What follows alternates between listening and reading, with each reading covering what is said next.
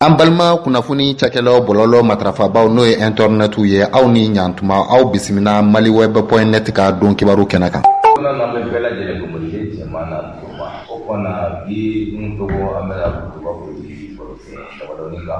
Kɛrɛnkɛrɛnnenya la lakana baliya min na a ɲɔ bɛ ka cɛ sanga ni waati bɛɛ lajɛlen na an ka jamana kɔnɔna na cogo min na dilancogo kan. Ayiwa ne bɔra kɔrɔtɛ filanan an bɛna ye k'a fɔ fɛn min ye an y'a ye k'a fɔ parti politique olu ni premier ministre bɛ ɲɔgɔn ye n'o cogo ale yɛrɛ ye parti ɲɛmɔgɔ n'o ye ECR ɲɛmɔgɔ ye donc hakilina min bɔra o kɔnɔna na a bɛna o di an ma. Ayiwa barosen sabanan o bɛ tali kɛ fɛn min kan dunkojugu ani jamana nafolo a dunkojuguya jamana kɔnɔdenw olu jɔyɔrɔ bɛna kɛ mun ye o kɛlɛli la n'o cogo bɛna jɔba ani an y'a ye barosen yɔrɔ fana bɛ yen o fɔlɔ kan ala ka jɛ inshallah n'o cogo o fana k'i fo k'i barika da lakanabaliya ma dɔn ka ɲɔ ɲɛlen don jamana kɔ kan n'i ye jateminɛ kɛ bi an bɛ se ka min fɔ ka se fɔ bi ma ka dɔn ko jamana min kɔnɔna na n'an ye jamana jateminɛ k'a lajɛ ko gɛlɛya caman b'a kɔnɔna na mois min tɛmɛlen ka dɔn ko Nations Unies mɔgɔw n'olu y'u ka rapport bɔ avril ni mois de juin kɔnɔna na jateminɛ kɛra k'a fɔ mɔgɔ 500 ani mɔgɔ 27 o de faga civil ninnu mɔgɔ 500 ani mɔgɔ 527 personnes ani mɔgɔ 27 donc o de sa o ka jateminɛ kɛ k'a daminɛ le 1er avril ka se le 30 juin 2021 jateminɛ kɛra k'a fɔ tiɲɛniw warala yɔrɔ caman min na a bɛ daminɛ Bandiagara cercle kɔnɔ ka se Douanza cercle kɔnɔ ka se Jɛnɛ mara la ka se Koro ka se Mopti ka se Ɲɔnɔ ka se Segu ka se Bakas ko jateminɛ kɛra k'a fɔ maa caman ni tora ni gɛlɛya ninnu kɔnɔna na nin bɛɛ kɔnɔna na maa min aussi k'o tununnen don hali bi o ma dɔn n'a fagala de ka taa ko a kɛlen bɛ cogo min ka dɔn an ma se ka kibaruya jɔnjɔn sɔrɔ olu tununnen don ko maa 100 ani maa 56 o de tununnen don n'i ye jateminɛ kɛ maa min banana olu ka ca kosɛbɛ o donc n'an ye jateminɛ kɛ k'a fɔ ni mara ninnu kɔnɔna na tiɲɛniba caman kɛra hali bi an bɛ dugawu de kɛ nka donc ala ka se ka dɔ bɔ a la jateminɛ kɛra k'a fɔ Douanza mara la opération Maliko n'a bɛ fɔ o ma ko secteur centre n'o ye cɛmancɛ bolo ye mercredi don septembre tile fɔlɔ an y'a jateminɛ k'a fɔ 17h50 waati Boni ani Dansa ni ɲɔgɔn cɛ an ka golo masilima n'an b'a fɔ ma ko fama olu tun ka n'o ye siraba an ka a fɔ min ma ko RN16 an ka mobili dɔ donc n'o ye armée ka mobili dɔ ye a panna mugujugu kan donc o pannen mugujugu kan maa min tora kɔnɔ an ka maaw ka taa finitigi maa 2 ni karabala maa 4 ka taa donc olu panana kosɛbɛ o taara dɔgɔtɔrɔsow la Gao mara la ka taa 1er septembre la an y'a jateminɛ k'a fɔ Barkan ani an ka armée maaw ka taa donc olu farala ɲɔgɔn kan a bɛ fɔ ko min ma les 3 frontières n'o ye Burkina Niger ani Mali ka taa tiɲɛniba bɛ kɛ yɔrɔ min an ye jateminɛ kɛ k'a fɔ terroriste maa 10 ani kɔ o y'o ni b'o la ka taa ka tila k'u ka minɛnw minɛ o la a baara kɛra ka donc Barkan maaw ani anw ka maaw de farala ɲɔgɔn kan k'a lajɛ o ye renseignement min sɔrɔ ka donc France ka état major ka hakilina na o ye sɛbɛnfura min bila donc k'a lase maaw ma o ka communication kɔnɔ o y'a ɲini k'a fɔ ko commando ninnu ka to ko avion kɛra k'o dɛmɛ o ye mototigi caman ka donc sɔrɔ k'o ni daraga ani donc a kɛra aussi Ouattaguna fanfɛ yɔrɔnin de la donc jateminɛ kɛra k'a fɔ ni hakili b'a la kɔsa in na o ye maa 51 de fa o yɔrɔnin kɔnɔna na donc jateminɛ kɛra o kɔnɔna na k'a fɔ gɛlɛya min kɛra o sera ka maa min kɔni sɔrɔ n ka tɛ donc k'a fa n ka tɛ donc parce que wurutu kelen kelen na pour que o se k'o protéger a bɛ fɔ min ma ko RM17 maa min sara civil na nin sira in kan ka donc o ye opération kɛ yɔrɔ min n'a bɛ fɔ ko 3 frontières a ka ca ni mɔgɔ 50 n ka donc ani 10 ye mɔgɔ bituru ni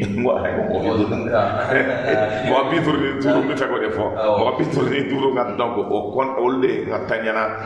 ni san sabaina Israël kan ko jati ne kara ka fo mardi do ni mardi 30 août temele gawo marla toujours commune d'Ansongo ane Utaguna jatimine kɛra k'a fɔ armée lourde dɔw yera maa dɔw bolo ka taa donc o ye ONG dɔw attaqué parce que ONG ninnu nana ka taa donc ka na dumuni de di maaw ma o y'o to ka taa ONG mɔgɔ ninnu nalen ka taa donc k'o ka moto kan ka taa donc o ye ala minɛ k'o attaqué o belenbo kan ka taa donc ala nana k'a kɛ ka taa olu yɛrɛ y'o yɛrɛ ɲini ka taa k'o ka motow to bandi ninnu taara ni motow ye mais a bɛ fɔ min ma ko Baziguma n'o ye dɔgɔtɔrɔ dɔ tun bɛ yen komi a sina u ka mɔgɔw bɛ bana o nana k'o dɔgɔtɔrɔ minɛ k'a fara u kan ka taa n'o ye ka u ka mɔgɔ dɔw furakɛ jateminɛ kɛra k'a fɔ toujours o don kelen in na ka donc camion dɔ bɛ yen ka taa n'o ye camion citerne ye commune de Wataguna o camion ka donc citerne falen ka taa donc o ye tasuma dɔw la k'o jeni donc n'i ye jateminɛ kɛ nin bɛɛ kɔnɔna na hakilinaw bɛ ɲɔgɔn sɔrɔ ka taa min kɛra dans la semaine ka dɔn aussi ka dɔn Tɔnbɔkutu dugu kɔnɔna na burufeerela dɔn ka taa y'o attaqué donc ale ka dɔn a ka moto n'a ka o binna bitigitigi dɔw kan o sera ka min sɔrɔ bandi ninnu taara n'o ye jateminɛ kɛra k'a fɔ aussi an ka Kulukoro mara la Gire maa dɔw minɛlen don ka n'o tun ye an ka militaires ye ka taa o minɛna Ansongo fan fɛ a ka ca ni kalo damani ye k'olu yera yen parce que o bɛ to ka taa n'o ye yɔrɔw ni yɔrɔw de la k'o minɛ ka bɔ ka donc fɔ Ansongo fan fɛ n'o bɛ voyage o bɛ voyage n'o ye Gire fan fɛ ka taa n'o y'o to ka donc fɛngɛ dɔ la dɔrɔn o y'o yɛrɛ ɲini o fila sɛnɛ kan ka taa donc ka boli ten mɔgɔ fila ka donc o bɛ sɔrɔdasiw dɔn ka donc o bɛ fɛn bɛɛ kɛla pour que o ka se ka se Bamako olu bilalen don bɛrɛ la fɔlɔ ka donc pour que o hakilinaw ka se ka sigi jateminɛ kɛra k'a fɔ nin waati in kɔnɔna na min kɛra tile fila in na o ye nin ye ka taa donc ni information wɛrɛ b'i bolo an y'a ye aussi Sikaso fan fɛ bandi dɔw minɛna olu bɔra Guinée fan fɛ donc o min kɛra ka taa tile fila in na o ye nin ye ka taa insécurité ko la insécurité a waralen don kojugu a bɛ jamana fantan naani bɛɛ lajɛlen na k'a daminɛ Bamako fanfɛkɔrɔ fɛ ka na bila fo a b'a fɛ ba y'an fɔ fɛnɛ ka bɛɛ lajɛlen lakanabaliya bɛ yen an si lakanalen tɛ nka an kɔni bɛ min fɔ dɔrɔn halisa an ka golomasigi ta bɔ k'u jija ka dɔ fara u ka cɛsiriw kan parce que jamana in bolo tɛ ka mara kɔnɔ ni jamana binna dɔrɔn a b'u de tɔgɔ de fɔ n'an bɔra kɔlɔlɔ kɔnɔ i bɛ ka gɛnna fɛn min kama ni o kɔni n'o fɛn sera ka ban n'o ma se ka ban ko dɔ fara l'o kan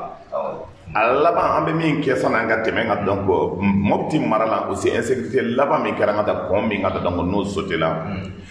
awoyi ni an sera ka an balimakɛ sɔrɔ ka taa Takili kɔn panlen ka taa donc min sɔrɔla ka fɔ an ka lamɛn donc sura bɛnkaw ani villagew bɛɛ an dɔnna i n'a fɔ Dugɔnbɔ ni Sɔngɔ ni Korokoro ninnu an balila ka explosion mankan dɛmɛ donc an ye explosion mankan mɛn sɔgɔma joona mɔgɔw taara o y'a sɔrɔ pont karilen don pont o ye pont dynamité yɔrɔ min na hali a ma mɛn o tun ye pont dɔ dynamité donc o ɲɔgɔn tɛ pont ba de don pont min ka bon et puis jiba de bɛ tɛmɛ o yɔrɔ la donc village min ka surun o pont kɔnɔ o pont kɛrɛfɛ o village dɔw ko Yawakanda pont nin o y'a dynamité a largeur bɛɛ ka taa kunna fo ka fiɲɛ kunna o y'a dynamité donc sisan kɔni minnu bɛ se ka tɛmɛ fo n'a sɔrɔ ni dégagation dilanna walima solution wɛrɛ de ɲinina donc c'est à 10 km de Bɛnkara ale ni Bɛnkara yɛrɛ kilomètre 10 nin pont kɔni a bɛna gɛlɛya lase Bɛnkara ni Bɔrikasi Sɛwalekaw hali minnu bɛ Bamakɔ a bɛna gɛlɛyaba de lase u ma i n'a fɔ transport sira kan an bɛ bɔ yen n'an ko an bɔra yen n'an bɛ taa yen an bɛ se ka taa surtout commerçant kan i bɛ minɛn ta mobili la n'i bɛ ka na tɛmɛyɔrɔ tɛ yen i ka marchandise a bɛ sɔn ka tiɲɛ hali ni mɔgɔ banana Ala k'an kisi ni ambulance bɛ ka taa mɔgɔ tɛna se ka taa donc a kɔrɔ kɔni a se ka mesurer ka ban hali Sɛwalekaw minnu ta Duwanza o tɛ se ka taa Sɛwalɛ fɛ olu bɛ na Bɛnkara de ka tɛmɛ Bɛnkara fɛ ka tɛmɛ Keje walima Wadugɔ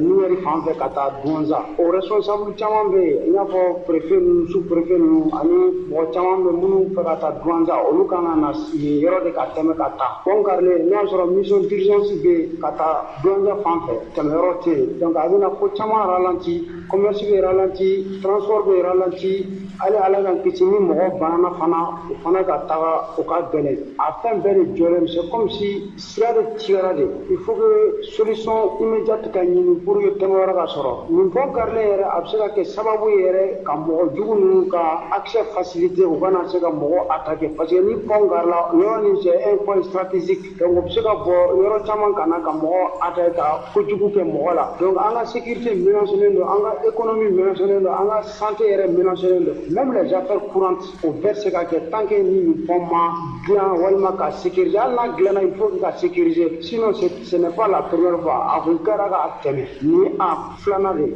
c'est la deuxième fois hali n'a dilanna tant que ni sɔrɔdasiw ma bɛn o yɔrɔ mɔgɔ minnu bɛ se ka na ka pont dynamité tuguni o b'a dɔn n'o ye pont dynamité a bɛ bɛnkana ni Sévaré tigɛ donc fɛn fɛn bɛ Koro Bankas Douentza o tɛ se ka bɔ yen ka taa n'i bɛ Sévaré fana i tɛ se ka bɔ yen ka na n'i bɔra Bamakɔ i tɛ se ka tɛmɛ donc le lien est coupé a fɛn bɛɛ de bɛ jɔ donc o la gɛlɛya minnu bɛ kɔni a bɛ se ka ɲɛfɔ ka ban parce que en quelque sorte gɛlɛyaw b'a a kɔnɔ bi kɔni bɛɛ de kamana gannen don bɛnkaraw o Sévarékaw mɔgɔ bɛ k'an wele fan bɛɛ a kɛra baara ye et puis jiba de bɛ tɛmɛ nin yɔrɔ la donc a gɛlɛya kɔni gɛlɛyaba de b'an kan. an b'a lɔn k'a fɔ nin tun ye Boubacar Tapiri Kaɲe ye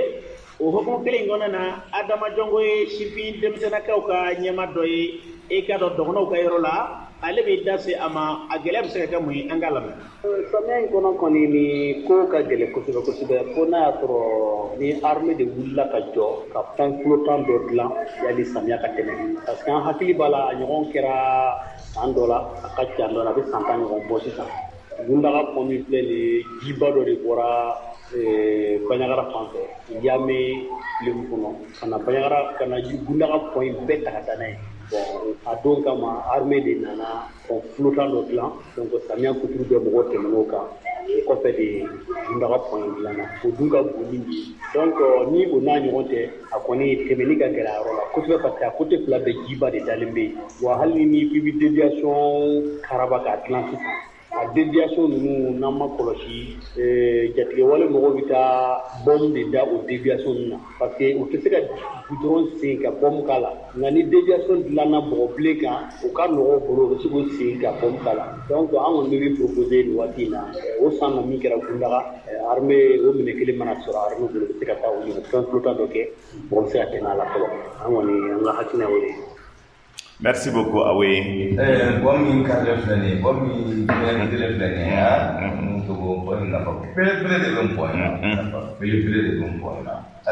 Donc même abe mi yira k'a fɔ bi Bankas mara Koro mara donc Banɲagara ni point tɛmɛnen bɛ kɛ o la a bɛ fɔ ko route de poisson fɛn bɛɛ bɛ bɔ n'o de nka fɛn bɛɛ bɛ don n'o de donc jateminɛ kɛra k'a fɔ an bilalen ma anw yɛrɛ ma mɔgɔ tɛ yen k'an protéger. C'est pour cela transition bɛ baara o baara kɛ Asimi bɛ baara o baara kɛ o ko k'olu ye fɛn in kɛ pour que yɛlɛma de ka kɛ mais dɔgɔnɔ dugu la camancɛ la bi jusqu'à présent nous on sent pas k'a fɔ ko yɛlɛma bɛ kɛla bi nin cogoya kɔnɔna na donc il est important u ka jɔ o jɔyɔrɔ la parce que on ne peut pas être parce que Asimi kan ka kuma fɛn min na o ye ninnu de ye mais o don ni ɲɛ b'a kan a bɛ kuma na balontan ko la n ka taa i ka mɔgɔw ma hali premier match yɛrɛ tan fɔlɔ i b'o kuma na n ka taa i n'a fɔ n ka taa ko Mali bɛɛ ko don balontan yɛrɛ kana kɛ na an bɛ balo n ka taa an ka sécurité ko an b'o préférer ni balontan ye donc n'ale kan ka kuma a kan ka kuma yan yɔrɔnin de la mais je suis désolé n y'a ye balontan kuma na n fari si cɛra parce que je me suis dit k'a fɔ je suis responsable de football parce que n bɛ Joliba la n ka donc je suis dans le bureau de Joliba mais pour moi la priorité d'abord i bilala min na o ye sécurité ko de ye i ye 9 mois kɛ i ma se ka n ka donc dan kɛ i nana président ya la n ka ka fanga ta ka sigi i dɛsɛlen don ka fɛn kɛ e dɔnlen don sécurité ko de la i dɔnlen b'o de la i taara ka na o de la n ka taa donc Bamako yan et aujourd'hui jusqu'à présent fɔlɔ aw ko politique mɔgɔw bɛ yen ka taa ko baara ti kɛla e bɛ yan bi jusqu'à présent maa b'o yɛrɛ ɲini na maintenant nous invitons jeunes bɛ yen u ka taa an ka pont dilan parce que n ka donc pont matériel b'o bolo pour que y sécuriser parce que mindo effectivement a fora tu ma adama ya fo tu ni jigila ki ta déviation na o se ka ta bomu do akonna et en même temps ni ta déviation na mom li se ka boli et se ka ta et se ka ta fait se ka se ko fait o se ka bela jo ala e don o don danga tene manga de c'est pour cela dans clé flana donzo ni ngata donc on est ñogonche ani bakaska no dono ni ñogonche ngata kara manga baye o ye panyagara ka o ye stratque le ño élément jouer ngata ya ke min kama ka fo ngata donc il faut que vraiment ka don o bi sekemina bi surtout wati ka gele tout bébé ngata ño tout bébé nunu bi se ka do ngata donc mo jugu bi se ka do ngata donc ño tout konnana fo ka na do konnana o bi se ka attaquer ke chugo mi oja avion tout ye femore tout ye donc la canale de ño tout konnana donc konna de la gouvernement de kanga disposition bata donc o de ka aujourd'hui partout c'est que seulement goudron kan hadu goudron kan o bo bouchila a forte raison du malala donc c'est pour cela aujourd'hui engagement mi kanga ke il faut que anga bo bro konnana que nos combattants il y a de fonga de ça de nous ngata donc on a ko comme nana ngata o de la tapis dans le ministère de la défense ayebo allez-y sur le terrain chiabi do ele si vous êtes bien formé et que vous avez une stratégie au moins doba au Congolo là c'est sur l'exercice sur le terrain avec don on est là maintenant on ne peut pas être parce qu'on dessine ka keleke anta donc kelebe chugomi kana ka fami to brokonana pour profiter des biens de l'état agno de fort femo femi kala dunya la ko o titi de bige ni mo kelenya ka wordo itatla amba sura ka buida ni ngoro kari kaw wana na très clair surtout ite demsene ka wuli ngata jogor ba atore jamna me blane do e akla ngata ko emina ko to ila kala ta ke ba dunti ngata mais ça que l'air ni mena de wali ba mon ko la quoi jamana ko la ni problème bu da ngulu ka jara ba no ma ni ci ka joni jesu la mais généraux ba di général ba di anga ni ba di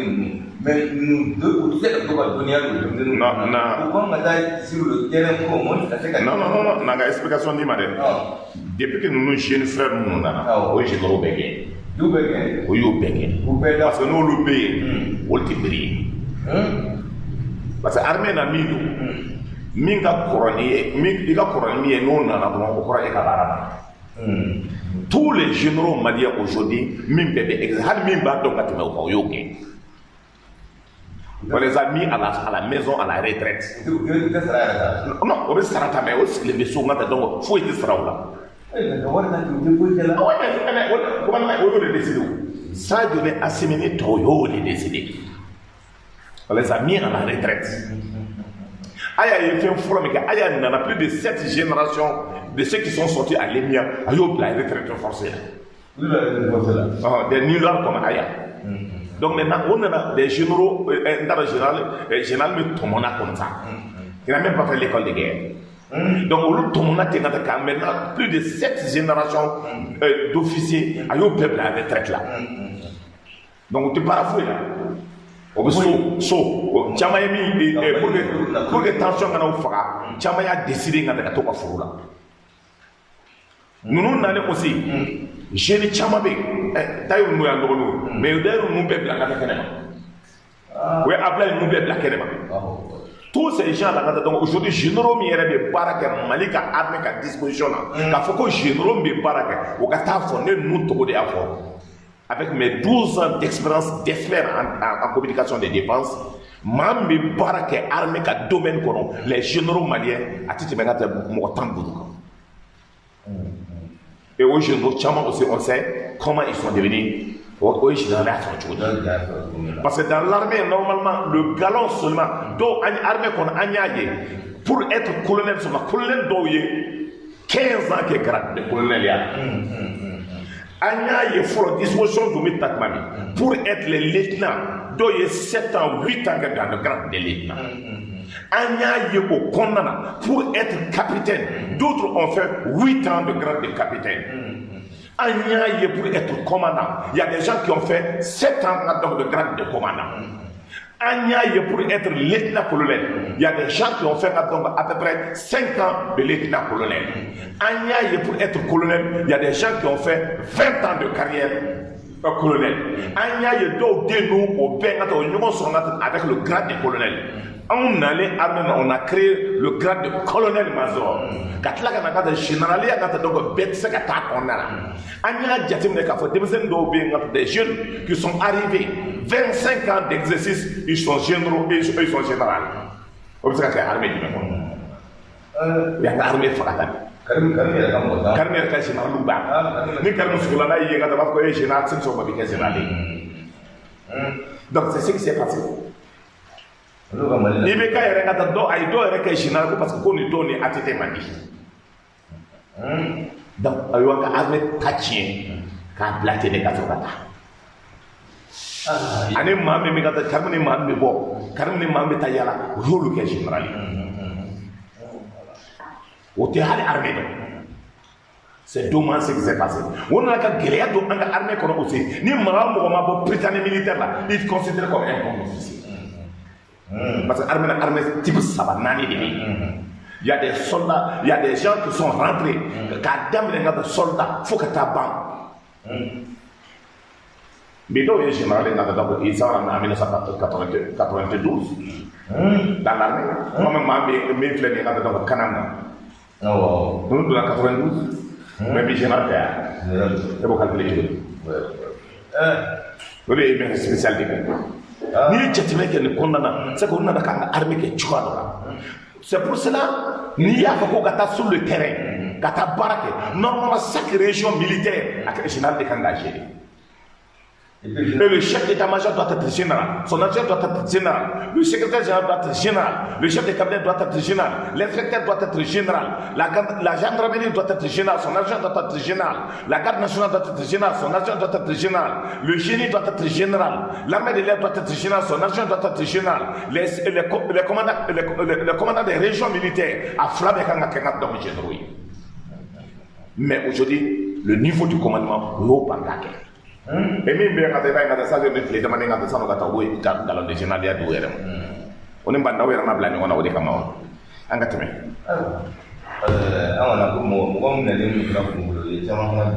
effectivement abe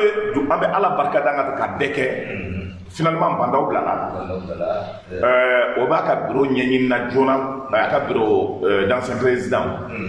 so tu vas au Canada pour y kadama donc mais comme mon problème elle est présente donc maintenant au Ganga yoro dama pour que ça loger et autre salendo ma flamme yanga donc ma sama yobla général sogoba blala et doukouré blala et je profite de l'occasion pour saluer tous ceux qui ont travaillé pour que la Seigneur la Cairo apaisé parce que Stranani et en même temps au Benakako nous kanakuma j'espère que vous n'avez parce que ne kuma karangata mayo lerema comme on lui est bora ka fo on le tumani kengata donc ko obinyo faka ka nyom bam depuis là-bas ne hakla maou kanga saka famia ka fo mibbe pour que jamana ka saka baski mais au bela quelle que soit ces situations, la priorité doit être le Mali. La priorité doit être le Mali. Il faut que Maouka Famia, on me met là, c'est pas parce qu'on est contre quelqu'un. Mais Jamana Kanga, la Hakilna Mina, on a en bas. On sait qu'à filer. Non, filer là, Maou a un téléphone numéro bien, Maou sait qu'on va rectifier. Mais nous, on n'a pas de haine pour quelqu'un. Parce que quelqu'un qui a un agneau sur Mina, retrouvons ce que nous unit, c'est le Mali. Ni Mali côté à là. Il t'a donné mis de la soupe. Et me met la main, n'est pas donné mis de la soupe. Donc Mali côté. Mais il y a un gars dans la cassure. Non, ma haklonde. Il était tout là, mais il était prince la main kakadi, oui. Parce que comment il faut prendre le secrétaire de l'Est. Mais donc, on m'a dit, ça c'est votre problème. Parce que le prophète comment dire. Mais ce que nous disons, la main c'est ça. On peut se grand la main parce que comment il faut léguer ça. Mais on te m'a dit qu'on va se faire oui. Non, haklante au sanga donia. Abe mi faut autre contradiction d'oula. Na ko pas de mitiche en bas de bakangata en manga qui c'est là. Parce que mi do iti galon soro ango kuma na iba tente kasika tente kasika tente. Hen ko tala Malikodo, ni est de mettre tout là. Prince Radio n'a pas tout dans une chanson dans la nature. Autant qu'on a quand même qu'elle met la pointe de coup. Mais donc il y a un mot le catlaka il a fait. L'autre jour, il y a une émission qui a. Donc on est maintenant, ko on be hen la o tilala ka wele ko cɛ ko yafa ma ala n'a kira ka an y'a sɔrɔ ye kuma min fɔ tiɲɛ don mais anw bɛ fɛ a y'an lamɛn ni min tɛ tiɲɛ a bɛ contradiction kɛ mais min don on donne pas aussi la possibilité aux gens qui n'ont pas d'argument k'a fɔ ko bɛ n'i dɔgɔya an tɛ jɛn mali ko don mais n'an bɛɛ bɛ se ka baara min kɛ e min bɛ ne lamɛnna ne min bɛ n ka ta dɔn i ka kumakan sɔrɔ hakilina min an b'a fɔ la ni mali dilan ko don bɛɛ bɛ hakilina de di an bɛ kalan de la ka taa pour que dɔ ka se ka sɔrɔ kɛlɛ tɛ hakilina ta don donc hakilina ta an ye kalan min kɛ ani dɔnniya min kɛ an ye jamana gérer cogo min anw donna ka taa système mun kɔnɔna na cogo min an ye min kalan ani an ye min ye an b'o de di la wa hakili jagabɔ la an bɛ kalan de kɛ la mais n'i y'i yɛrɛ sɔrɔ an ka kalan kɔnɔ i b'an labɛn n'i m'an sɔrɔ ka taa radio ka ca i b'a tourner i bɛ bɔ a la d'accord parce que ne tun bɛ fɛ ka min fɔ ka fara kan quoi. an bɛ général bɛ yen minnu cɛsirilen don minnu bɛ an ka jamana kɔnɔ yan minnu bɛ se k'a ɲɛ i n'a fɔ an bɛ se ka fɔ minnu sigi général dɔ ye misi kɔni n'i sigilen don wele k'o bila ni cɛ dilan ko nin ma fane cɛ ninnu ye général bɛ sa non kone ala depuis garde nationale ye baara min kɛ donc ninnu ye kɔrɔkɛ ɲɛnamaw ye ka te donc il y a eu des généraux dans ce pays ils peuvent regarder les gens en face tellement k'a ɲuman i b'a dɔn sisan non parce que a ye baara de kɛ a bɔra foro la a hakili sigilen don o bɛ misiri kɔnɔ o don a banna o don misiri kɔnɔ ala tɔgɔ wele la bon anw ni su ni tile anw de tun bɛ mali ko baara tous les meilleurs généraux du Mali donc an b'o dɔn anw sigilen an ko la c'est pour cela mɔgɔ hakilila k'an bɛ kuma na armée ko la ten an bɛ caman kalan bi a la et on met quiconque au défi an b'a dɔn cogo min an taara ɲini don min an tɛ den bila ka taa ko ne ma ko n'i taara secrétaire général ka yɔrɔ bibliothèque dɔw bɛ yen Mali secret bɛɛ bɛ yen n'i taara i bɛ taa a bɛ papier kɔnɔ i b'a dayɛlɛ i b'a kalan ni tɛ yen don min i ka se ka kuma armée ko la c'est pour cela n y'o de fɔ nka tɛ caman bɛ se k'an kɔrɔfɔ kɔfɛ n'i dalen b'i yɛrɛ la viens pour les débats contradictoires n b'a yir'i la n ka taa k'i tigɛ o faw noté la cogo min o yɛrɛ noté la cogo min quel genre d'officiers ils sont même des officiers félons olu b'a fɔ n ka taa ko bɛ commentaire kɛ revenez nous voir on va vous enseigner. ayiwa n'o ko ko an bɛ taa jamana kɔnɔkow la halisa an bɛ ala fo k'ala barika sanji kɔni bɛ na de. ala ka ne juma yɛrɛ bɛ diya n'o to an bɛ taa ye jamana kɔnɔna na an y'a ye k'a fɔ wale dɔw kɛra juguya ɲɔgɔn don an fɛ yan ko ma ko tubabu ka kan ka fɔ corruption a ɲɔgɔn a bɛ Mali fan bɛɛ lajɛlen la corruption ɲɛɲɛlen don kosɛbɛ kosɛbɛ wala k'a fɔ minɛli kumantara ka daminɛ a banba dɔw daminɛna sira kɛra minnu na olu dɔw ayiwa mais n'o ko n'i ye jamana in jateminɛ maa minnu y'u tɔgɔ kɛ jamana nafolo la maa minnu ye Mali nafolo dun ka k'u ka taa kɛlɛ kɛ minɛnw san an bɛ gɛrɛ la Bamatu bɛ ka Malidenw faga u bɛ ka Mali bugu ci u bɛ ka taa ni baganw ye ko mɔgɔ duuru minnu b'an kan n'a fɔra ko Maliden ɲɛnamaw ko ka wari ta k'a d'u ma k'u ka taa kɛlɛ kɛ minɛn san ka na di an ka denmisɛnninw ma ka t'o jugu ninnu kɛlɛ ninnu ka jugu n'ale yɛrɛ dɔ ko olu ka t'o wari minɛ k'o yurugu o fana yurugu n'a fɔra ko dɔ minɛna ko mɔgɔ dɔw de bɛ sɔrɔ jamana in kɔnɔ tuguni dɔw bɛ k'u ka kɛlɛ yɛrɛ fo k'olu bila donc maintenant ni min ka mɔgɔ minɛna dɔrɔn ma sɔrɔ mɔgɔ minɛ dɔrɔn bɛɛ wuli k'i jɔ k'a bɛ bɔ mais ni sen na Mali nafolo ne k'o ninnu cogo population jɔyɔrɔ ye mun ye corruption yɛrɛ kɛlɛ presque il faut k'i barika da o diyara n ye i ye woba de dayɛlɛ an ma dayɛlɛ a ma se wa presque n bɛ to o la aussi Mali bɛ jɔ dɛ 18 milliards min dira parti politique ma ka taa depuis a daminɛna fo ka se yan n bɛ tila k'a liste d'i ma bi les 10 partis politiques qui ont bouffé les 18 milliards wari min dir'o ma du premier au 10 premier n bɛ tila ka tɔgɔ d'i ma bi o ye wari min sɔrɔ o se ka tila k'a d'i ma bi o ye ka fayida ye k'i fo k'i barika da prince san'an ka se yan ni hakili b'a la en 2013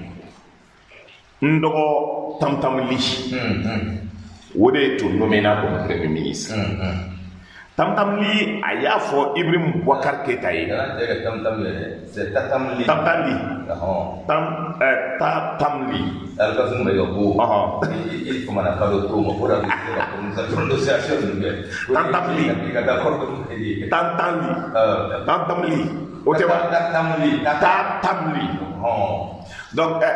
au dernier temps, il y a fierté beaucoup. N'a tu feras vraiment, n'a tu feras Issa, n'a tu feras nous,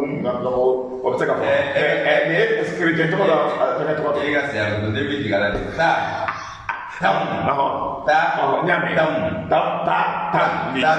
Très bien. Merci beaucoup. Donc, il y a des gens qui kanto ko Ibrahim Boubacar Keïta ma sababa ale ka gouvernement o te barakela min tɛ danbe ko kuma fɔ min tɛ jamana sɔrɔ a kan ka lakana cogo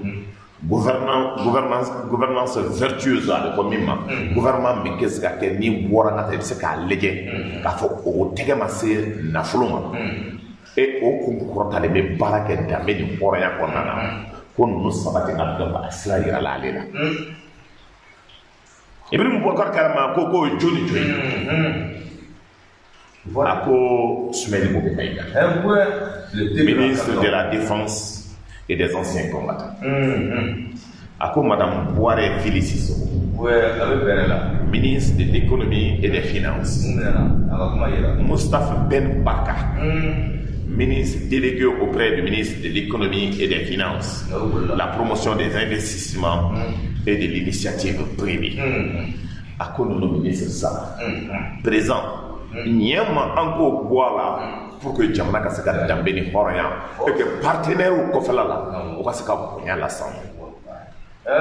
Ibrahim Boubacar Keïta ma ko fiston ni ministre nunu ne ti se ko boire ngo gele ko no ngam boy ndale big no adimile ya na ka bureau kono aya ka lettre rédigée ka motar wele ko ni motar na sera ka lettre déposée kuluba aka fale motar ye motota atara lettre déposée ay lettre déposée donc monsieur lié abla internet la ka fa démissionnaire ay bo ta dara ye ga ma afaka to ile kama do Ibrahim Boubacar Keïta wele e ko mu be ni denke ni ñoŋoce ako ko no ko anya ñoy kunu hade bianga nga ñoy ako aka service de renseignement ko qu'est-ce que ngata donc kama wala semaine e ko ka wala semaine chodi ako ambe papier de chima internet là ay wala semaine we aso ala yake odon ani Musa Mara ñoy Ibrahim Boubacar Musa Mara ñoy Ibrahim Boubacar Keïta ani Musa Mara ñoy o wula fɛ ye tumani jumɛn wele Musa Mara kele o de tɛna kɛ ka remplacer ya min taara Kidal fo préfet sara bolo o don mais i somɔgɔ tɛ ya ayi a kɛla alors ne malien don donc maintenant donc ale non ne ma connaître moi je dis que je suis malien moi aussi ne y'a fila bɛɛ ye parce que ne muso ye Guinée ne y'a fila bɛɛ ye ne kɔni ye malien kana sabali kana Guinée kana kɔrɔmatigɛli kɛ ne ma kɔrɔmatigɛli kɛ alors kana kɔrɔmatigɛli kɛ donc maintenant o ye ɲɔgɔn ye a y'i kanto au temps du surnom français très bien ɲa mɛn donc o ye ɲɔgɔn ye ka donc Tumani Jime Jallo a y'o wele k'a f'o ye ko a ye nɛni min kɛ n tɛ se k'aw nɛni fɛ bon denmisɛnninya a ko ni nin ye nin k'i la denmisɛnnin i b'a ɲɔgɔn denmisɛnnin wɛrɛ ta donc o y'a sɔrɔ Musa tun ye ministre ye de la ville wa n t'a dɔn donc Tumani Jime ye Musa wele k'a f'a ɲɛna ko président Mago b'a la jusu la a ye tamtabili bɔ yen ka Musa Mara sigi a nɔ a ko ni denmisɛnnin ka bɛ tulonkɛ k'i la i bɛ denmisɛnnin wɛrɛ ta ka bila a nɔ o laban de kɛra min ye n'i ye nin bɛɛ jateminɛ k'a lajɛ a ye nin kuma fɔ ka ban bi i kumana min kan ka to ye koba ye maliyɛnw t'a fɔ ko maa ma wari dun dɛ ko mɛ k'a man kan ka minɛ a man kan ka minɛ cogo di jamana nafolo kan ka gérer cogo di i sago b'a la wa Soumaïla Bobé Maïga a ka laseli dɔ la ko président de la république n'o ye Ibrahim Boubacar Keïta ye a ye Kamara bila ka na chef de cabinet ko marché dɔw bɛ yen o ka di dɔw ma n'o ye Gosal o y'a sɔrɔ Kaɲasi denkɛ a y'o ta k'o kɛ conseil technique ye présidence de la République la marché in kan ka kɛ cogo min en violant l'ensemble des principes ka d'a kan marché fila de bɔra acquisition ka donc d'abord avion sanna cogo min ani filanan ye min ye a bɛ f'o ma ko les matériels roulants d'habillement de couchage de campagne et de l'alimentation ACCA awro ne fo o ko yo sɔrɔ 30 a bɛɛ jɛlen ka donc ko 36 750 millions de dollars US comme matériel ko 69 milliards de nos francs CFA ko ni ye jateminɛ kɛ baaraw nana ka k'a la matériel roulant n'o ye mobiliw ni fɛnw ye ko ye 34 milliards ko ni ye jateminɛ kɛ ko ye 35 milliards ko a bɛ fɔ min ma mɔgɔ bɛ da min kɔrɔ n'o ye tanti ni suwɛti ni fɛn ninnu ye 34 milliards nin baaraw nana ka kɛ o ye lettre ci a bɛ fɔ min ma ko DGMP marché public la olu ye délégation spéciale kɛ k'a fɔ ko marché bɛ se ka di le numéro 00149 MEL DGMP DSP du 19 décembre 2013 au baara kɛlen ka ban ko selon l'article 8 décret numéro 0485 du 11 août 2008 portant procédure de passation des marchés en République du Mali ko o décret kɔnɔna na ko olu ye baara kɛ n'o de vérificateur de la République du Mali au ka rapport min kɛra le 27 octobre 2014 a ko k'olu ye jateminɛ kɛ ko manquement n'o ye tiɲɛniw ye k'o caman kɛra marché ko in na ko marché in kɛcogo ma ɲɛ suɲɛni ni kalabanciya de marché in kɔnɔna na k'olu ye fɛn caman lajɛ a kɔnɔ ko miliyari 28 ko o kɛra cogo min ani miliyari 24 k'o kɛra surfacturation ye donc 28 milliards et 24 milliards au kɛra surfacturation ko wari min sarala a bɛ fɔ ma ko siki couleur ko milliard kelen k'o dira titre de favoritisme milliard kelen titre de favoritisme milliard kelen i b'a dɔn bɛ bɛn min ma maa min bɛ san 50 kɛ ala ye don o don dan i bɛ 50 je crois n'a y'a calculé dongo no watan ala ye dogo dɔ i bɛ 50 i bɛ san 50 ko la i bɔra ko ya fana dɔn n'a ka di i bɛ bi kɔrɔ na yan o an b'a jateminɛ i ka se san 20 na fɔlɔ parce que o y'a sɔrɔ i fɔlɔ ka wari sɔrɔ ala ye dongo don dan c'est que i bɛ 50 i kɔnɔbara i 50 i bɛ san 50 ko la i bɛ san 50 ko la sani ka se san 20 na i tɛ sa yɛrɛ yan parce que n ka dɔn ko 50 bɛ tulu min bila i kɔnɔ i y'a dɔn cogo cogo n ka dɔn o bɛ tulu min bila i kɔnɔ fɔ n'i ye salati commandé faransi kan comme i bɛ k'a ka kɛ cogo min ko c'est croustillant donc n'i ye jateminɛ kɛ ko min jateminɛ kɛla k'a fɔ o kɔnɔna na ko la somme de 12 milliards 9 milliards au titre de fraude enregistrement ma kɛ fraude fiscale ou donc au kɔnɔna de la le 15 septembre 2014 baaraw kɛra i bɛ kɛ o kan ka dɔn o nalen kan ka dɔn i bɛ kɛ a fɔ ko en 2014 la lutte contre la corruption n'i kɛra 2013 a ye suɲɛni barika de ko nana ka kɛ ka dɔn baaraw nana ka boloda gɛlɛya nana ka don cogoya dɔw la a ma fɔ maa si ye ko wari ma suɲɛ Ibrahim Boubacar Keita ni hakili b'a la n kɔrɔbɔrɔ bɔra o waati in kɔnɔ ko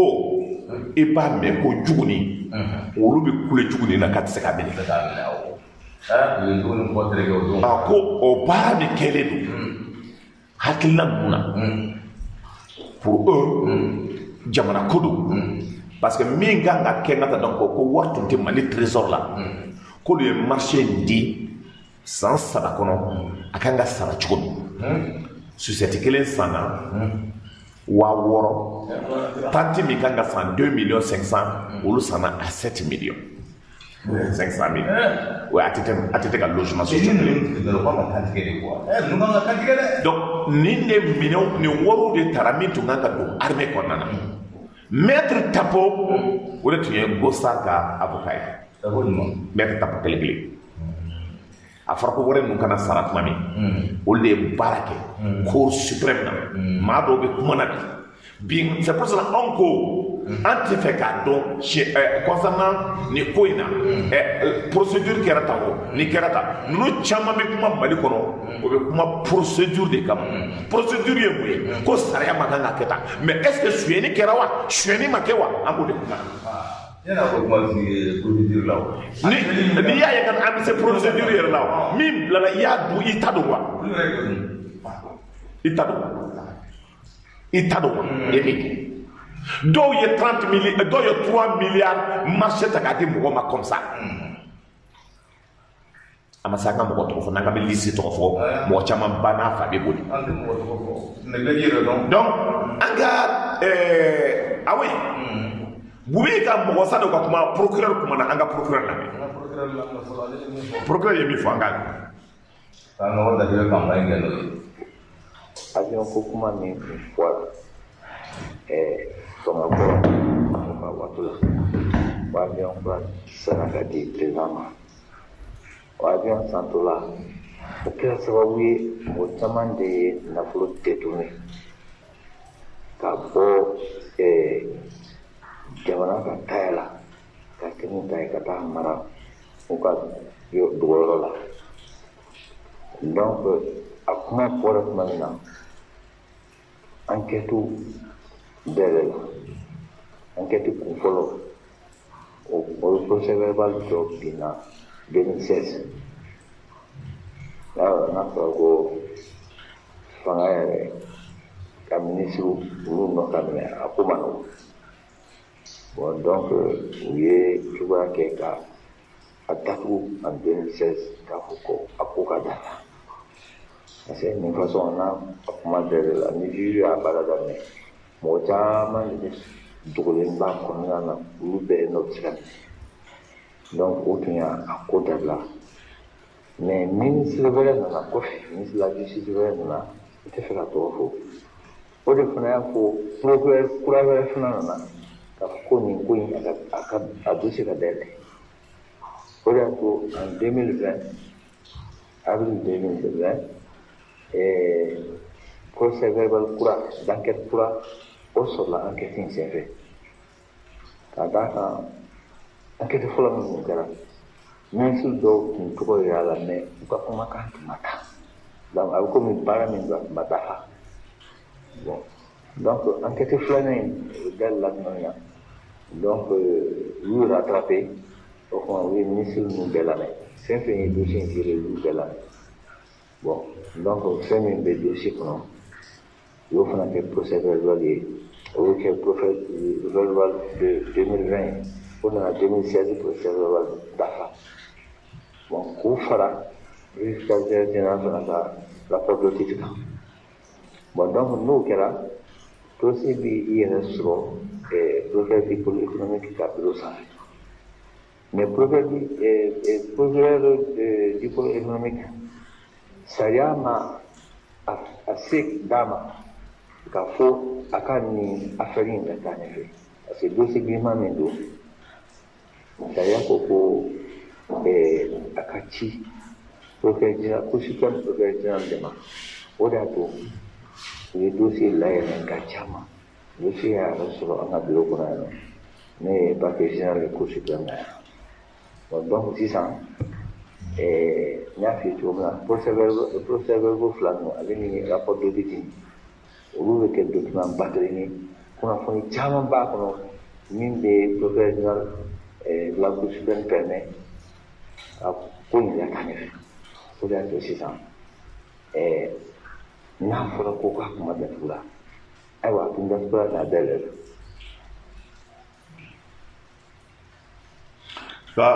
nin ye procureur ye an tɛ Bube ka mɔgɔw olu yɛrɛ kumana an t'o lamɛn fɔlɔ an ka sɔrɔ ka tɛmɛ. an bɛ tila ka ɲari jaabi. Vas-y. an ka parti président n'o ye Sumaworo Bube Mayiga ye an b'a hakili lajigin k'a fɔ aw ye k'a bɛ bolola min n'a welela o la ko min bɛ tali kɛ an ka wolofi sabaw ka minɛ sanni ko kan ale ni jamana ɲɛmɔgɔ ka panku fɛnɛ sanni ko fɛnɛ koro hokumu kan an b'a ye k'a fɔ a welela o kunkanyan ko la n'i y'a ye an ma bɔ ka cari n'i y'a ye an ma bɔ ko kɔnɔkulu n'i y'a ye an ma maaw ladigi maa minnu convoquera n'u bɛ taa justice da laminɛ n'i y'a ye an m'o ladigi parce que an dalen don an ka kiiritigɛlaw la an dar'u la o de y'a kɛ an ye Sumaworo kelen to yen a ka taa nka an m'o sigi la tuma min na waati min na an b'a la ka miiri ka an yɛrɛ ɲininka k'a fɔ ko o kumana a kɛra cogo di an y'a ye k'a fɔ u y'a bila ka taa kasobonba la n'o ye Bamakɔ kasobonba ye kasobonba min kɔnɔ ni maa 3000 bɛ ɲɔgɔn sɔrɔ a kɔnɔ Sumaworo bɛ yɔrɔ min na ko bi badenw aw tɛ min kalama n b'o fɔ aw ye Sumaworo ni maa 70 ani kɔ a n'o de bɛ si Sumaworo ni mɔgɔ 70 ani kɔ de bɛ si an y'a miiri k'a fɔ waati min na jamana bɛna miiri k'a fɔ Sumaworo ye jɔyɔrɔ min fa a ye jamana ka bandiri min ta k'a lase a ye cɛsiri min kɛ faso ye min n'a ye jɔyɔrɔ wɛrɛw fɔ tugun fɛn min ye Elhadji Boubacar Keïta fanga kɔnɔna la an y'a fɔ o de la ko Sumaworo bɛ yɔrɔ min na k'a n'a maga nka dɔw ye kuma ta k'a bɛ bayɛlɛma ko min mana min ye ko bɛɛ dama ka kan an b'a f'u ye an b'u fo u ka kuma lase la an b'a dabɔ o kuma kama k'a fɔ k'an b'a fɔ la ko Sumaworo ka wusa ni tɔw ye u bɛ danfara bɛ Sumaworo ni mɔgɔw cɛ o tɛ nka mɔgɔ min ye question de dépense n'o ye Wolomassi Tabaw n'o ye Sɔrɔsiw ka ko n'a o jɔyɔrɔ fa a ye mɔgɔ jugu dɔw minɛ mun bɛ ka jamana in ta tiɲɛ a ye mɔgɔ jugu dɔw minɛ mun bɛ ka jamana in daji a ye mɔgɔ dɔw minɛ k'a to hali ka taa ese ɲɛmɔgɔya la minnu tun bɛ fɛ ka kuruta kɛ jamana in na Sumaworo y'o baara minnu kɛ o mɔgɔ dɔw bɛ kasoba la dɔw ye san 10 kɛ dɔw bɛ yen u kan ka baara kaso kɛ n'i y'a bila ka taa olu cɛla i taara da a jugu ma Sumaworo bɛ kasoba la minnu bɛ fɛ ka tiɲɛni dankari kɛ Sumaworo ka hadamadenya la u bɛ se ka mɔgɔ dɔ fana ni tiɲɛ a fɛ donc mɔgɔ minnu bɛ kasoba la olu yɛrɛ fana ka vie bɛɛ bɛ en danger Sumaworo yɛrɛ fana kɛrɛfɛ donc mɔgɔ bɛ se k'a fɔ kasoba yɛrɛ bɛ insécurité la fanga bɛ maa dɔw bolo bi n'o ye camancɛ fanga maaw ye minnu y'a jira k'a fɔ ko fanga bɛ maliyɛnw na minnu y'a jira k'a fɔ ko di tɛ yen minnu y'a jira k'a fɔ ko jamana janfara minnu y'a jira k'a fɔ ko kalan tɛ yen minnu y'a jira k'a fɔ ko jamana bɛ yɔrɔ min na ko bi k'a dafiri la minnu ye wulikajɔ sugu bɛɛ kɛ jamana ka foroba hakɛ fɛn fɛn bɛ yen k'a bɛɛ ci k'a kari n'o taara woro maa 23 ka saya la n'o taara woro maa 200 ka banali la n'o taara woro jamana yɛrɛ ka yɛlɛma hɔrɔn daji la fo ka taa woro famatigiw ale ni jamana ɲɛmɔgɔ ka baara bila la bi an b'a miiri k'a fɔ olu kun kan k'a dɔn ko Mali kura bɛ jɔ ni sariya de o sariya dama fana tɛ kɛ an bɛɛ ma nka an b'a miiri k'a fɔ k'u bɛ sɔn k'a ye k'a fɔ Sumaworo bɛ nin jɔyɔrɔ nin fɛn fɛn na min ye nin jɔyɔrɔ fɛn fɛn dir'a ma o kumana k'a ye k'a fɔ k'u bɛ nin gɛlɛya in ta ko ka a las'a ma an y'a fɔ mun na ko nin ye politique ko ye ko nin tɛ sariya ko ye bari sabula an y'a ye k'a fɔ wagati min na u tɛ se ka jamana lakana wagati min na dugu bɔra ka ci wagati min na musow bɔra ka sa wagati min na an ka armée bɔra ka bafoué o wagati kelen min na n'u ye layidu ta ko kalafili bɛ kɛ a tɔgɔ kɔrɔ an b'aw ladɔnniya k'a fɔ ye ni kalafili min n'u ma se ka fɛn k'a la u ma se ka nɔbɔ u ma se ka baara foyi foyi kɛ min bɛ se ka jamana sumaya kalo 18 kɔnɔna la u bɛna fɔ de sa o kumana an ma se ka baara kɛ tiɲɛ don nka an sera ka maa dɔw kɔni minɛ an b'a ye k'a fɔ an ka jamana yɛrɛ nɔbɛlikɛla n'o ye procureur général ye ale min kan ka mɔgɔ jaabi ni hakɛw ni sɛbɛnw ye nka o de bɔra télé la k'a fɔ o kumana maa minnu tɛ yen an b'u wuli k'u nɔ minɛ ka taa k'u minɛ k'u kɔnɔne k'u datugu ne ko ni maa ma kiiri e bɛ se ka kɔnɔna fɔ cogo di n'i sigilen tɛ k'a kɔnɔ n b'i nɔ minɛ o ye tiɲɛ nka i nɔ don i b'o to a tigi bolo ni kiiri kɛra ni laseli in sen fɛ ka communauté internationale kɛ seere ka jamana marabaa bɛɛ kɛ seere ni fɛn fɛn Sumaworo sɔrɔ an n'a kunkolo y'a dimi bari sabula u bɛ fɛn bɛɛ ɲini k'a k'a la ni fɛn fɛn y'a sɔrɔ ko min bɛ bɔ a la o kumana jamana in kɔnɔ o kumana jamanaden bɛɛ kɛra seere bari sabula an b'a a lasegin u ma olu min y'a bila nin yɔrɔ in na u k'u jɔ n'a ye ni fɛn fɛn y'a sɔrɔ u nɔ ja n'i ko transition bankuma sera ja ko bɛ dilan na sigi min. Merci beaucoup. Mais comment ça s'appelle? Sumaworo Bube ka denmisɛnninw ye. An bɛ nin tigi jaabi. A jaabi fɔlɔ. Un certain Ɲare. An t'ale dɔn ne yɛrɛ t'a dɔn nin ye maa sugu min bɛ fɛ. Vas-y kana dimi kɛ. Ayi an tɛ dimi parce que ni Modibo Sidibe tɔgɔ fɔra dɔrɔn. Yabe komi i ye dingɛ bila ale kunna. Vas-y mais ala ɲɛ bɔ. Avant min ko n'a sɔrɔ ne ye silamɛ. Bon. D'accord, ne tɛ taa jaabi o la mais maa kɔnɔna sogolen dɔ kɔni don mɛnɛ maa kɔnɔna sogolen dɔ maa fɛ mara don mɔgɔ fɛ mɔgɔ de don mɔgɔ fɛ mɔgɔ min don n'i ye sɛbɛkɛla denw tɔgɔ fɔ dɔrɔn olu ye énervé ale bɛ énervé quoi c'est-à-dire a bɔr'u lamara cogo de la u lamara ten o somɔgɔw de y'u lamɔ somɔgɔw ye baara kɛ u lamɔ ka ɲɛ o très bien n'i ma se ka ɲuman kɛ i somɔgɔw ma se ka ɲuman kɛ ni tɔw y'a kɛ voilà jigin i somɔgɔw la e bɛ jigin olu de la kana jigin mɔgɔ tɔw la Mori b'a fɔ ka fɛn ka da merci beaucoup ale bɛ mɔgɔ fɛ mɔgɔ de la ale b'a la dɛ ko ka jɛgɛ mara fo ko ye ala ka da mais n bɛna émission tɛ sigi ni cɛnin kan ɲalen kan tile fila a ka taa nɛgɛ sira a ka numéro a b'a ta 66 34 45 00 o tila ka émission sigi 66 34 45 00 merci n'a ma fara Moribo la n'a tɛ mɔgɔ fɛ ko la o mais an bɛna f'a ɲɛna ale ye min ye a bɔra yɔrɔ min na Moribo t'ale jate Moribo t'ale yɛrɛ jate donc lafiya la mais c'est bon on continue nga donc parce que n'i ye jateminɛ kɛ nin bɛɛ kɔnɔna na hakilina min bɛ fɔ jamana taabolo la awo ye nga an ye min ta an tilala c'est bon filanan ye min ye nga donc aussi tile fila min nga donc jamana kɔnɔ fɛn caman kɛra an bi parce que comme air tɔ man ca an bɛ olu résumé joona ka tɛmɛ fɛn fɔlɔ min bɛ yen ka taa donc Diko ninnu ye ɲɔgɔn min kɛ tile fila in na an b'o fɔ ko baara million b'i lamɛn ne bɛ cogo min na ale bɛ anw ka sigi o jamana ye o bɛ bin anw tɛ fɛn f'o la an tɛ fɛn f'o la ko hɔrɔnya tɛ sɔn o ma danbɛmɛya tɛ sɔn o ma ne ka damira k'a to ko n ka sigi ka nin lajɛ ten an ma foyi ɲɛɲini ayi n k'a bɛ wajibiya ne kan a bɛ wajibiya e kan anw ka wuli ka se mɔgɔw ma anw ka wuli ka jamanadenw wele o tuma wele ma da de don diinɛmɔgɔw fɛ ka ɲɛsin n'i y'o bila i kun na i fililen don taacogo si tɛ jamana in na ka diinɛtigiw to yen n'i y'o bila i kunkolo la i fililen don alors anw ti foyi ɲini an ka jamana ka basigi mɔgɔw ka don da kelen fɛ ka bɔ da kelen fɛ wa tuma bɛɛ dɔw b'u profiter diinɛmɔgɔw la mais f'u k'a dɔn diinɛmɔgɔw tɛgɛ bɛ ɲɔgɔn bolo de ani kerecɛnw tɛgɛ bɛ ɲɔgɔn bolo an silamɛ dama tɛgɛ bɛ ɲɔgɔn bolo nin bɛ tan o ye silamɛya taacogo ye o diɲɛ yɛrɛ taacogo ye hali sugu la feerefɛnw tɛ kelen ye alors o la silamɛya la bolofaraw b'a la mais a bolofara tɛ silamɛ yɛrɛw dusukun fara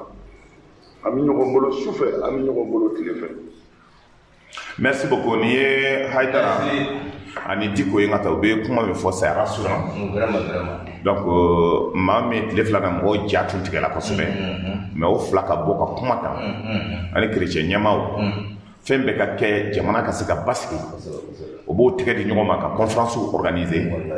jamanadenw ka ɲɔgɔn sɔrɔ n ka ta ka kuma Mali ko la nin de ɲinina o fɛ parce que n'i y'a ye ko jamana bɛ gɛlɛya la ka taa olu ko k'u ka militants ye nin ye nin ye n ka mɔgɔ ye nin ye n ka mɔgɔ ye région bi cira ka ban aw sigilen don aw tɛ se ka kuma pour vos intérêts personnels o tɛ se ka kɛ o ye min kɛ n ka taa donc n bɛ foli lase Diko ma a ka initiative la ka foli lase Chérif ma n ka taa parce que ale yɛrɛ wulila ka taa a kɛra a bara ka kerecɛnw ɲɛmaa fo maa o maa sɔrɔla nin kɛnɛ kan ka taa nin ye kɛnɛ barakalama ye o fo k'o barikada a bɛ sigi ko kuma fɔ a bɛ danbe ko kuma fɔ a bɛ hɔrɔnya kuma fɔ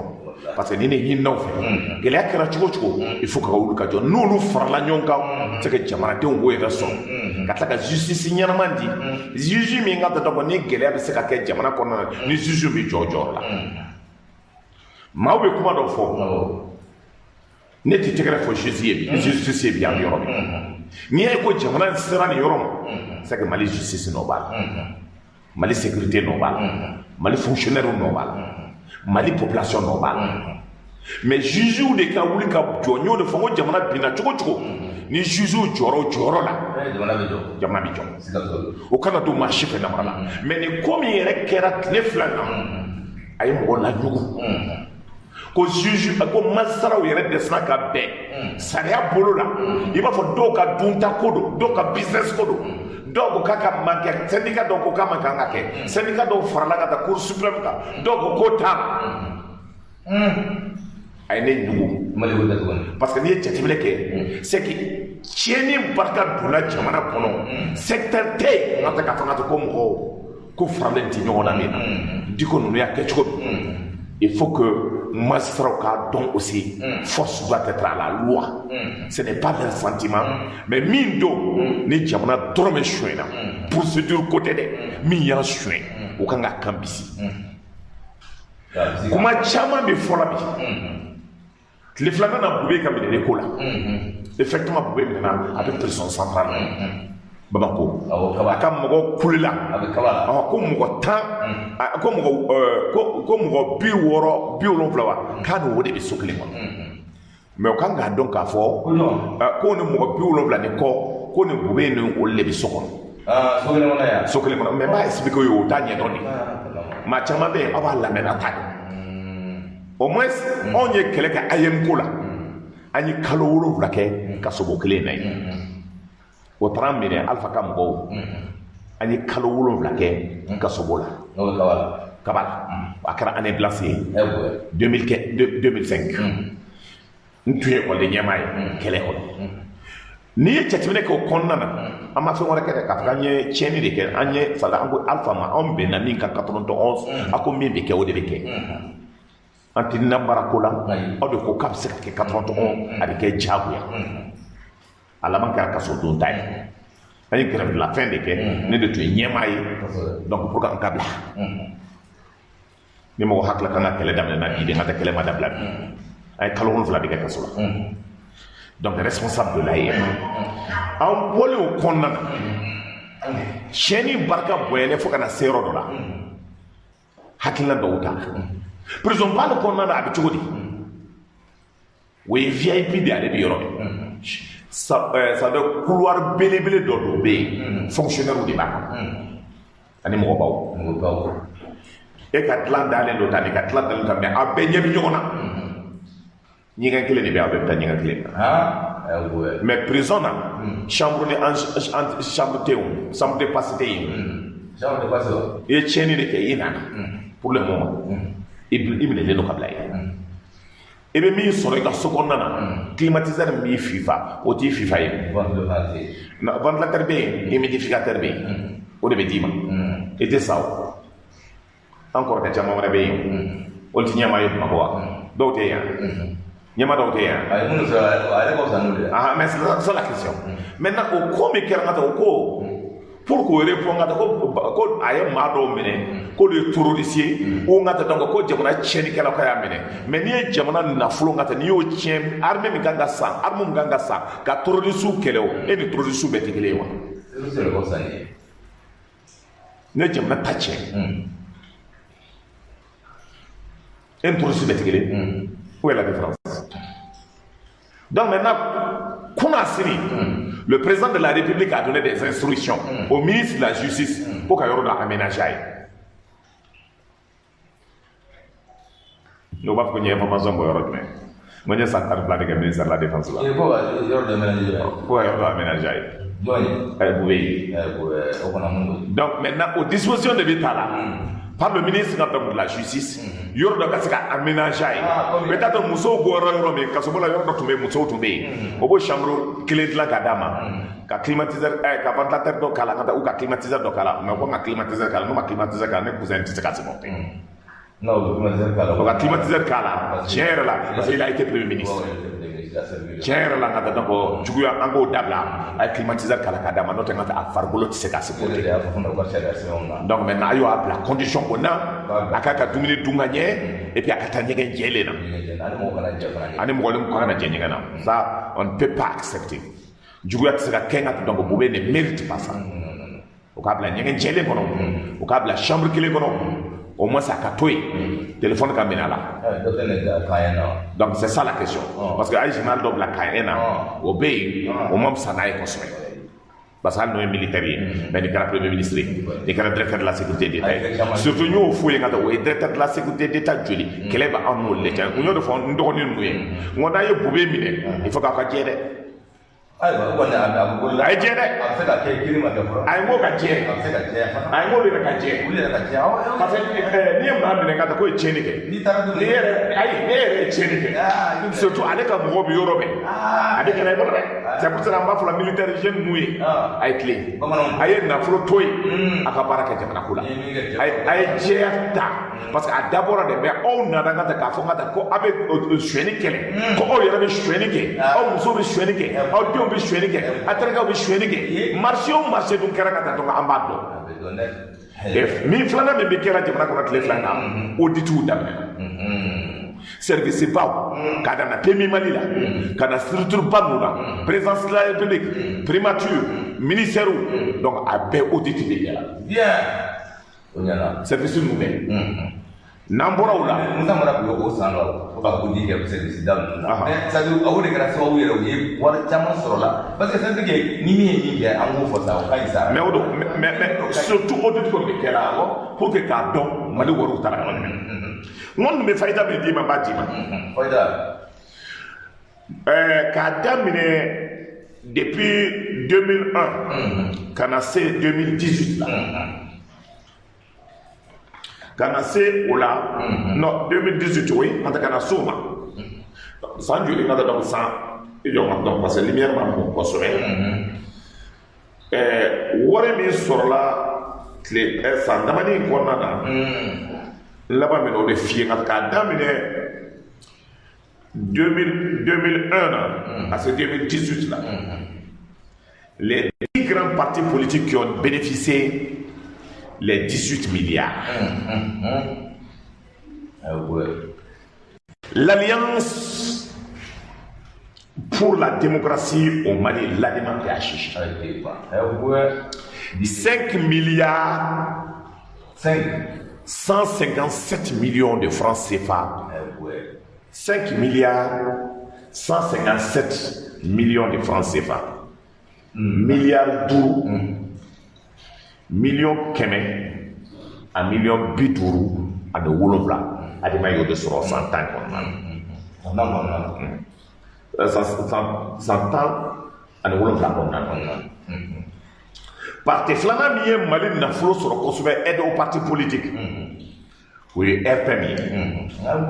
Milliards d'euros. Ani million keme, ani million keme, ani kononton. Yo de soro 100 wolofla important. Parti sabana et URD.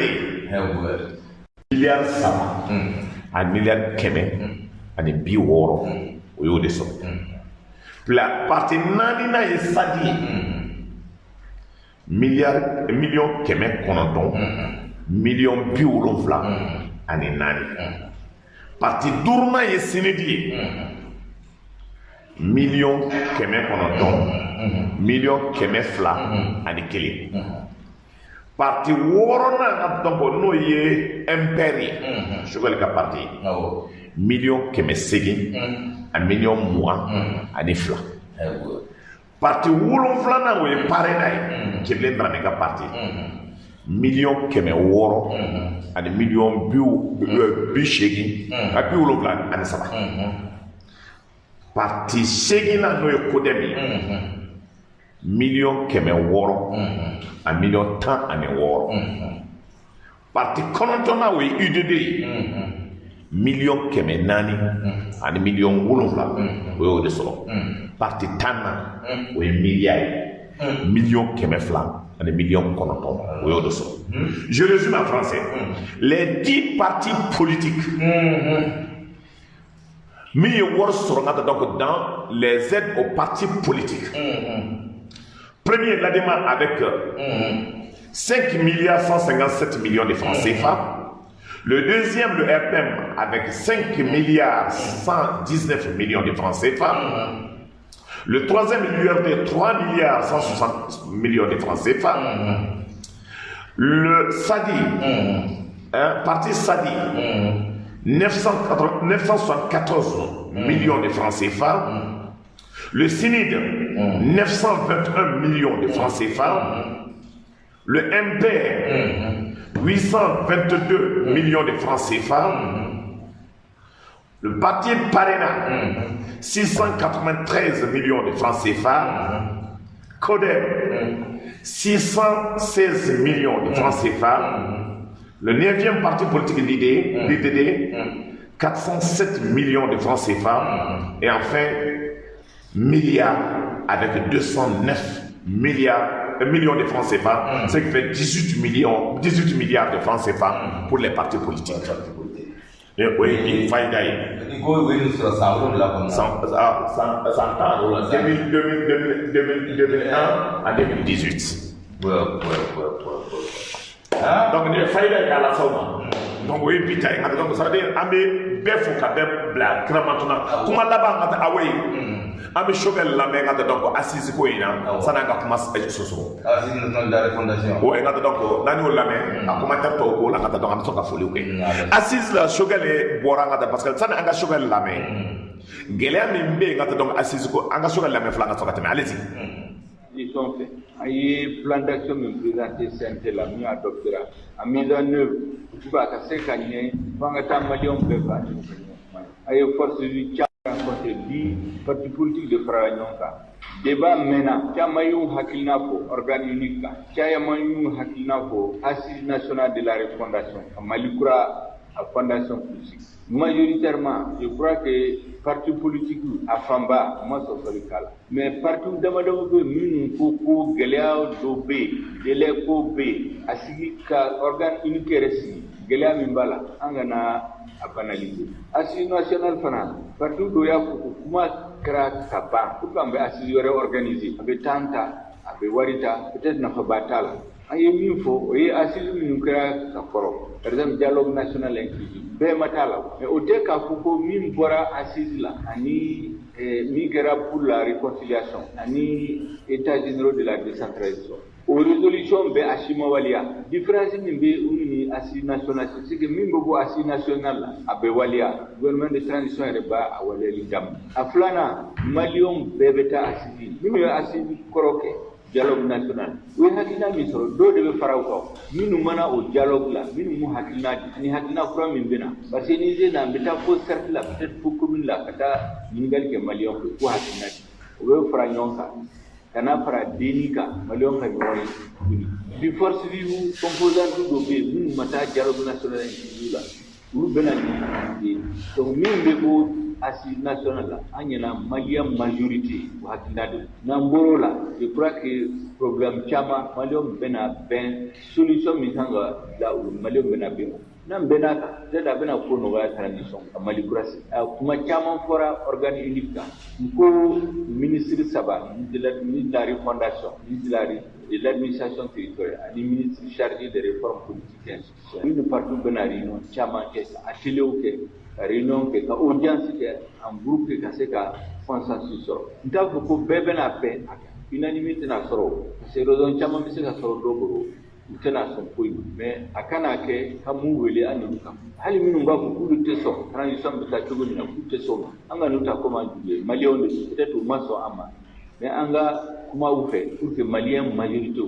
ka ben kodol que transition ka ke malien be ha transition en tout cas mbaw ko ka wali mando ko militant be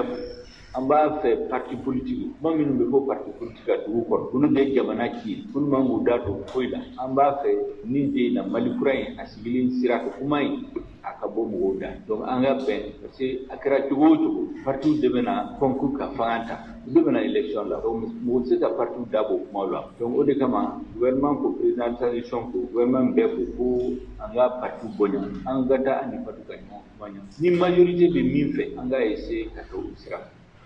Merci beaucoup. Ni tu es chouette par comment quand lundi on est à la semaine oye yemi fa d'abord année semaine tebele ngada parti politique ou donc année chouette ni mo anya kuma fa ngada donc ama chama fa donc on na bes la kapuma ka hakil na undi réforme bi sika ketch ko na ne assise bi sika ketch ko mi lundi do ni à la semaine oye mo invité parler de la culture là parti politique ou beta sika kapuma ko hakil na tadi assise ko ngada ne organiser unique ko ina maintenant comme le général ni ko woni ko burlay ko ne burlay ko ne ba do wala amba fo bravo bah donc c'est un homme extraordinaire vraiment burlay vraiment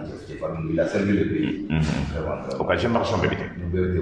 ani barake à de très bons moments il était le patron de la garde nationale ale foro so Nabano, et d'abord fait Chamano, mais nous détenons un officier. Ils ne sont pas des officiers félons, Mbobedon. Mais c'est quand Chamano est à la Mbobedon, la qualité de ces hommes. Alors, donc, Mbodon, on est déjà donc permet d'abord, en tout cas, génération belle, donc, Tola, nous, au Bef, au Barcada, et Mibek Maliko, donc, au Foucault, donc, la génération belle, au Bedo Frola.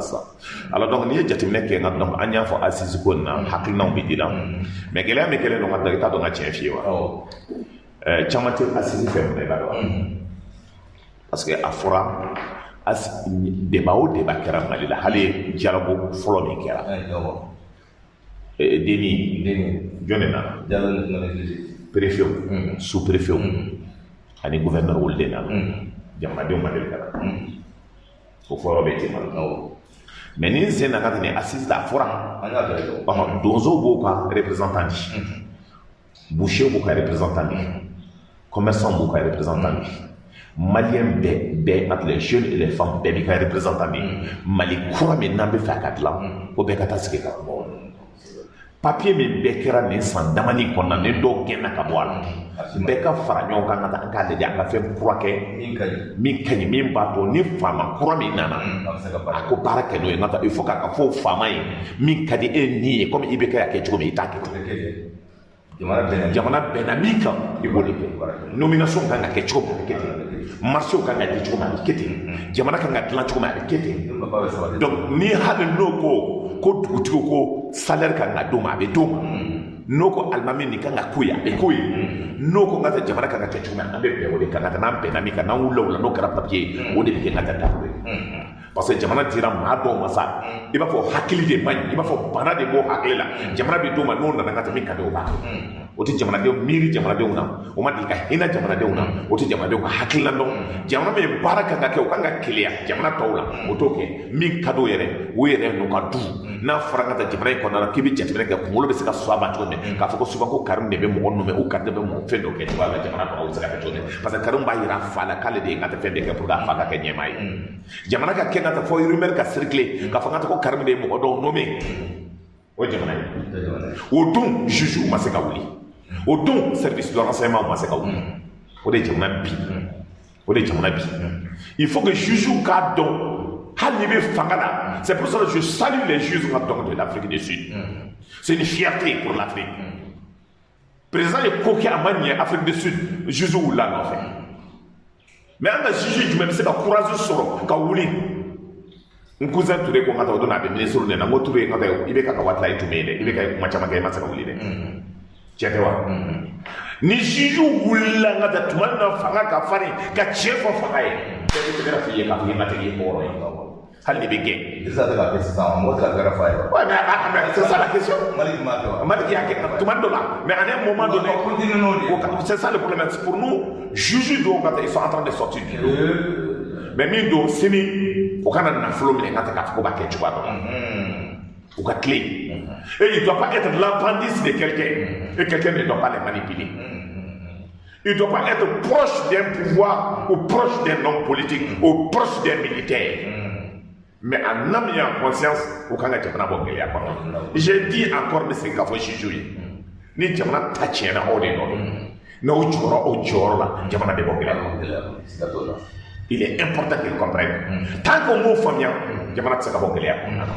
Donc il est important qu'on revienne sur ça au cas famille. Assise na pour que tu fais kata. Et pas tu fais kata mina parce que adema moho, herve moho, o hakla ko ka procéder de takay.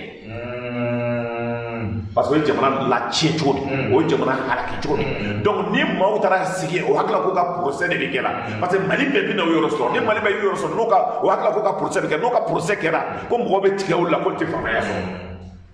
Jamana do be yo Habría la que se ponga en la isla. Anga poni mono sa. E me mo ta. E o anga poni mono ti. Ko anga bo henu ma. Anga bo henu. Anga bo me. Henu de e ko ndo. E chendo. Aude to be ibe. Aude to be atete no fe. Fra pango na se. Aude tla daga taya fa. E nyaba ka wolu wati re halu do ka sebe bi na o che. Aba ka ere mo na ta se bro. Okay, do ka sebe to bi na o so gali bara. Donc il va se dire quand tu parce que pour moi, d'abord il fait. Il sait quand tu as donc horon ko show, on sait. et c'est la métier bon c'est la halal parce que mi do ne ya fo ibe ka wat le kara do kele na kasa de biya mo ne ibe ka tanga haram me ma fa fora ya ma to se la fo do ay afora miento so ko fa yor la ka ta yele la fana o ba do ka mbaga dala mo ngi wele ka e ba do alo ko ay le direct la e ba do ko atron tara jale de ma ay ba do donc ni jamana sira o konda na ka ko parce que awti da ma na ka e be mi ba do mi toro jamana ko ko ka da do fenna do adam ko la ko ay ko do ni tunta de mana e ba do mi toro jamana ko no ma do bi kanto do ma ko politique mo ya ke ko na mata so ke ni ere ma yele ma mo na ye be bakke ngata donc muso kele ni abe mo na do ba do do yo din o labulu o ka fini ko sara de la o yo den labalo o ka momi songo de la o yo den labalo o ma songa shweni ke o ma jinaya ke ngata donc dambe ni horonya de la o yo den la mami ya yɛrɛ feere dambe ti maa min na min bɛ taa delili kɛ min bɛ taa suɲɛni kɛ ka n'a den balo ani hɔrɔnmuso min sɔnna cɛ ka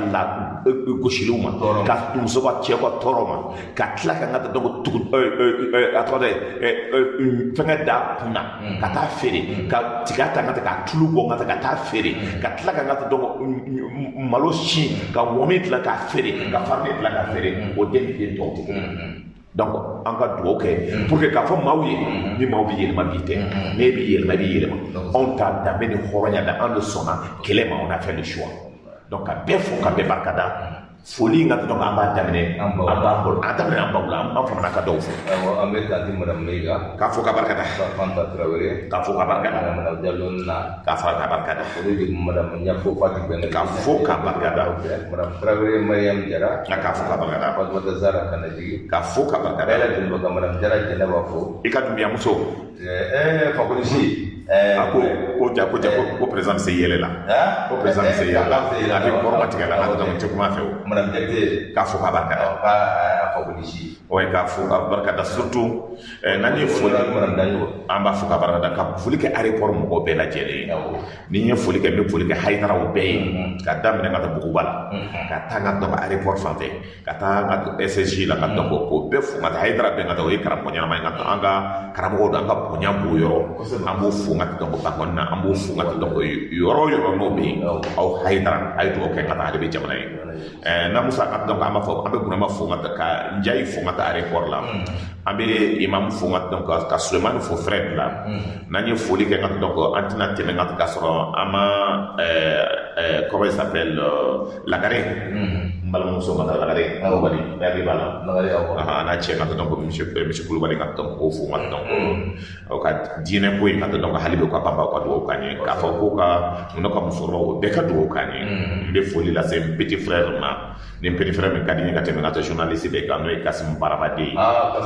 donc n'i y'o fo ka barika da ka Jaje Mamadu Jaje fo sax n'o ye dɔgɔnin min ye aussi que j'aime bien donc k'a bila i ko ne fo n bɛ foli lase Bamusa ka donc Jara ma ka foli lase Nɛnɛ ma ka donc n bɛ foli lase Paul ma ka i b'a sɔrɔ n bɛ taa sɔrɔ sisan n ka premier wuli ka bila ka donc k'a fo ka barika da mais bɔbɔ min don ka donc muso de t'a bolo fo n'an ye muso dɔ ɲini ka d'a ma donc an bɛ fo ka barika da madame Keyita ka donc k'o fo foli bɛ lase aussi n ka donc aw ye Awa Samakɛ ma ka donc n'o URD muso kuntigi ye nka donc ka foli lase madame Dumbuya Mabugu b'a la nka donc an bɛ foli lase madame Traoré ma Kolokani